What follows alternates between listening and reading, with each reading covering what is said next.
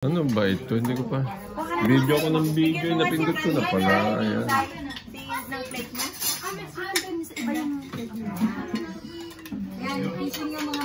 Yung pagkain sa una lang masarap. Pag busog na, hindi na masarap. Ay, masarap pa rin. Hindi na masarap ang lasa. Pero masarap pa rin yung pagkain.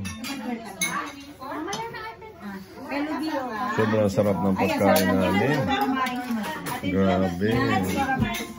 Thank you. Thank you.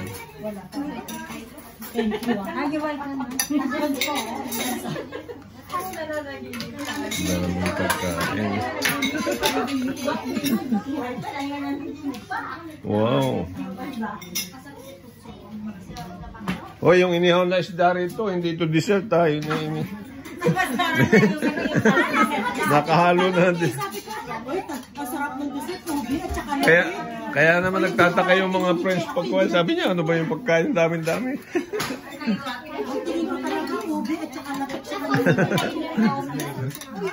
Eh, talong po kasi violet eh.